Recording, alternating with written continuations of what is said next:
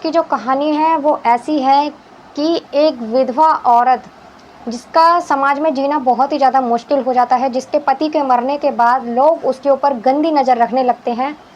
कोई साथ नहीं देता, ना ही मायके वाले, ना ही ससुराल वाले। साथ ही सब उससे पीछा छुड़ाना चाहते हैं, सोचते हैं कि ये हमसे बात ना ही करे तो अच्छा है, नहीं तो इसकी मदद करनी पड़ेगी। एक ऐसी ही औरत की कहानी है जो बड़ी ही कठिनाइयों के साथ अपने बच्चों को पालती है। 2 बेटे होते हैं, संघर्ष के साथ अपने बेटों को पढ़ाती लिखाती है। उसके बाद जब बेटे बड़े हो जाते हैं, तो जब वो बेटों के लिए लड़की देख रही होती है, कहती है बेटों की शादी करवाने के लिए, तो उसका बड़ा जो बेटा होता है वो उससे कहता है, माँ पहले आप शादी करोगी, उसके बाद ही मैं शादी करूँगा। अगर आप शादी नहीं करोगी तो मैं भी शादी नहीं करूँगा। वो ये जिद ठान लेता है। माँ बार बार मना करती है, लेकिन अपने बेटे की जिद के आगे उसे झुकना पड़ता है। बेटा कहता है कि माँ अगर मेरी शादी हो जाएगी, मैं भी अपनी घर गृहस्थी में बिज़ी हो जाऊँगा, वहाँ आपका ख़्याल कौन रखेगा, और मैंने देखा है कि आपने कितनी कठिनाइयों के साथ हमें बड़ा किया है। आप शादी कर लोगी तो हमें भी खुशी होगी, आपको साथी मिल जाएगा। साथ ही वो अपनी माँ से एक दोस्त की तरह बात करता है, और फिर वक़्त के साथ उसकी माँ भी मान जाती है और दोनों भाई मिलकर अपनी माँ की शादी करवाते हैं। तो ये जो कहानी है ये तमिलनाडु की है दोस्तों। आप लोग प्लीज़ इस कहानी को पूरा ज़रूर देखना, और आप लोग कमेंट कर ज़रूर बताना, क्या ऐसा होना चाहिए? क्या एक विधवा को जीने का हक नहीं है? अगर है तो प्लीज़ आप लोग कमेंट कर ज़रूर बताना। दोस्तों वीडियो अच्छी लगे तो लाइक कर देना, अगर चैनल पर नए हो तो सब्सक्राइब कर लेना। मैं गीता गुप्ता, स्वागत है आप लोगों का मेरी आज की एक नई सच्ची कहानी में। जय माता दी। उम्मीद करती हूँ आप सभी लोग खुश होंगे, मस्त होंगे, स्वस्थ होंगे, अपना और अपनों का ख्याल रख रहे होंगे। दोस्तों ये घटना तमिलनाडु की है, जहाँ करीबन 2009 में एक व्यक्ति की मौत हो जाती है। जब मौत के बाद उसकी पत्नी होती है, घर में 2 बच्चे होते हैं। अब जब उसकी मौत हो जाती है तो उसके छोटे-छोटे बच्चे होते हैं। अब वो पैसों की भी तंगी होती है, हर चीज़ की तंगी होती है, घर में शौचालय तक नहीं होता, उसे बाहर जाना पड़ता है। जब वो बाहर जाया करती थी तो लोग बाग गंदी नज़रों से उसके ऊपर देखते थे, गिद्ध की नज़रों से उसके ऊपर उसे नोचने की कोशिश किया करते थे। और जब वो ये बोला करती थी कि क्या इस बारे में कि आपके बच्चों को, आपके घर वालों को पता है, तो वो लोग वहाँ से भाग जाया करते थे। लेकिन कभी भी किसी ने उससे शादी करने की इच्छा से उससे बात नहीं की। यहाँ तक कि उसने अपने ससुराल से मदद लेनी चाही, अपने पति के घर वालों से। उन्होंने भी हाथ खड़े कर लिए, जबकि उनके घर के बच्चे थे, वो लोग साथ दे सकते थे, लेकिन नहीं दिया। उसने अपने मायके वालों से मदद लेनी चाहिए, लेकिन वो भी पीछे हट गए। कोई उसका साथ नहीं देता, अकेली ही मेहनत मज़दूरी करके अपने बच्चों को पढ़ाती है। लगभग उसका जो बड़ा बेटा होता है भास्कर, वो इंजीनियर की पढ़ाई के लिए अप्लाई करता है, इंजीनियर की पढ़ाई करता है। जो उसका छोटा बेटा होता है विवेक, वो 12th में होता है। जब जाकर वो जब इंजीनियर की पढ़ाई कर रहा होता है, तभी उसके दोस्त जो होते हैं, उससे घर वालों के चलते बात होती है। जो वो महिला होती है उसका नाम सेल्वी होता है। अब जब उसके दोस्त उसके बेटे को एक बार बोलते हैं कि तेरी माँ की इतनी कम उम्र में मतलब मृत्यु हो गई है, तेरी माँ अकेली रहती है, तो क्यों नहीं तुम लोग उसकी शादी करवा देते अपनी माँ की।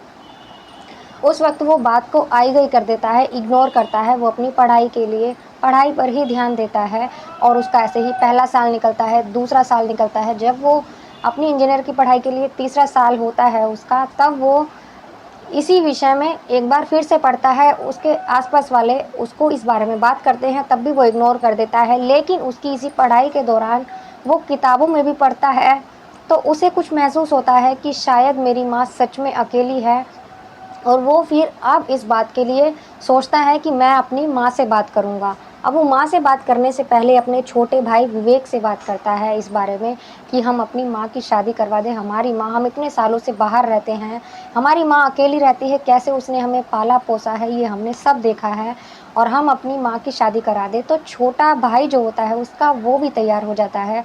अब वो जब अपनी पढ़ाई पूरी करके अपने घर आता है, घर आने के बाद वो शादी के लायक हो गया था, तो उसकी माँ उससे एक दिन कहती है कि अब तू बड़ा हो गया है, तेरी शादी के लिए लड़की देखूंगी मैं।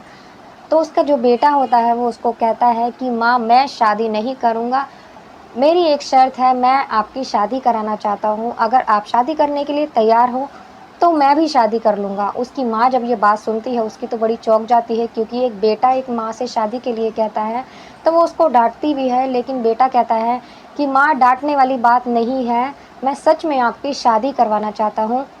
तो वो कहती है, मेरा बेटा शादी लायक है, अगर इस उम्र में मैं शादी करूँगी तो लोग क्या कहेंगे, समाज क्या कहेगा। साथ ही हमारा गाँव ऐसा है जहाँ विधवा महिला की दूसरी शादी नहीं होती, उसे अकेले ही ज़िंदगी जीनी पड़ती है। तब उसका बेटा कहता है, माँ एक बात बताओ, जब हमारे पिताजी गुजर गए थे तो क्या किसी ने हमारा साथ दिया था? किसी ने ये सोचा था कि हम लोग कितनी मजबूरी में जी रहे हैं, हमें कितनी कठिनाइयाँ हो रही हैं, क्या किसी ने हमारा साथ दिया था? तो फिर हम ये क्यों चिंता करें कि समाज क्या कहेगा? हमें ये नहीं सोचना चाहिए। और जब हम आपकी शादी कर देंगे, आप अच्छे से रहोगे, तब भी समाज कुछ नहीं करेगा। समाज का काम होता है बोलने का, तो बोलने दो, हमें जो अच्छा लगता है हम वही करेंगे। बार-बार जब बेटे अपनी माँ से इसी बारे में बात करते हैं, लेकिन माँ कुछ नहीं बोलती, वो हमेशा मना ही करती रहती है। लेकिन धीरे-धीरे वक़्त के साथ जब माँ सोचती रहती है और फिर जब आस-पास मतलब वो 2-4 लोगों को भी बोलता है, जब सभी 2-4 लोगों के कानों में भी ये बात पड़ती है, तो बहुत से लोग इस बात से ऐतराज़ भी करते हैं और बहुत से लोग इस बात का समर्थन भी करते हैं कि ऐसा रिवाज होना चाहिए कि विधवा की शादी होनी चाहिए और उसे भी जीने का अधिकार मिलना चाहिए। कम उम्र में विधवा हो जाती है और उसे पूरी ज़िंदगी बिना पति के बितानी पड़ती है, तब वो शादी के लिए तैयार हो जाती है उसकी माँ, और वो फिर कहता है कि मैं ऐसे-वैसे किसी इंसान से अपनी माँ की शादी नहीं करवाऊँगा, ऐसे ही इंसान से करवाऊँगा जो मेरी माँ से प्यार करे, उसको ज़िंदगी भर खुश रखे।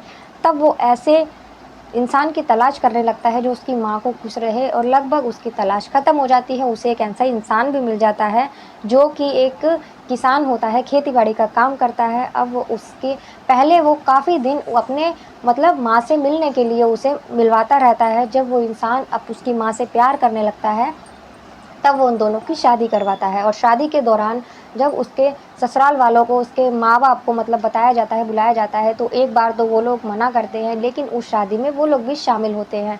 शादी के बाद काफ़ी औरतें जो होती हैं, काफ़ी महिलाएँ उस महिला से जब पूछती हैं सेल्वी से कि तुमने कैसे हिम्मत करी और कैसे ये सब कुछ किया, तो वो अपनी बात बताती है कि ज़रूरी नहीं है कि शादी करने का मतलब सेक्स करना है या शारीरिक भूख को कम करना है। शादी एक दोस्त का भी नाम होती है, जो कि 2 इंसान अपनी जो भी उनकी मजबूरियाँ होती हैं, जो भी अपने दुख-सुख होते हैं, एक-दूसरे से बाँटें।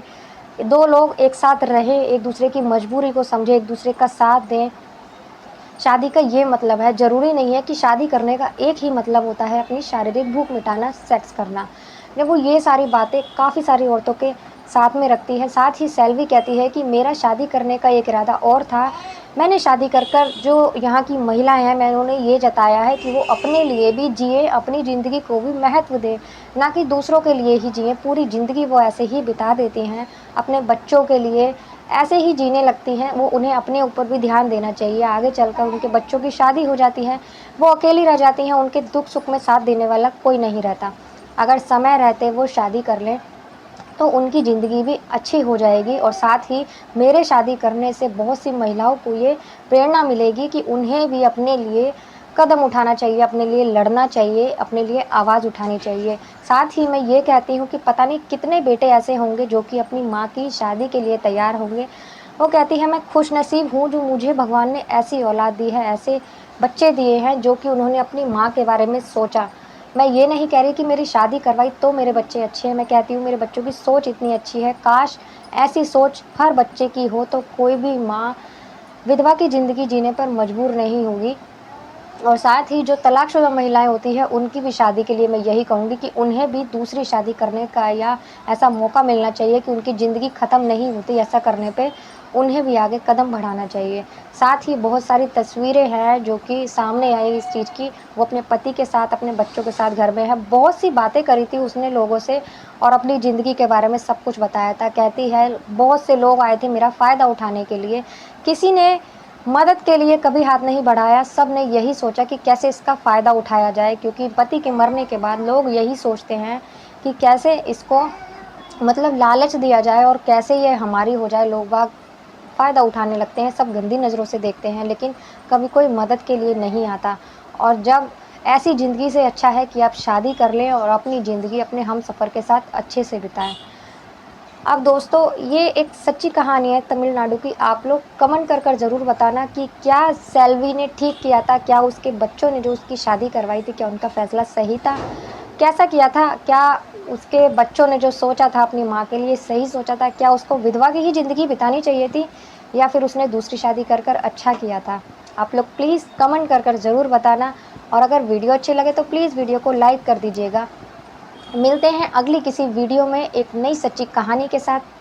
तब तक के लिए नमस्कार। और हाँ, इस वीडियो को ज़्यादा से ज़्यादा आप शेयर कीजिए जिससे कि जो भी विधवा महिलाएं, आज भी ऐसा ही ज़माना है जैसे कि राजस्थान हो गया, राजस्थान के गांव हो गए, वहाँ कम उम्र में ही लड़कियां विधवा हो जाती हैं, महिलाएं विधवा हो जाती हैं, उनको सारी ज़िंदगी ऐसे ही बितानी पड़ती है। साथ ही इस वीडियो से कितने लोगों को प्रेरणा मिलनी चाहिए। तो प्लीज़ तब तक के लिए नमस्कार।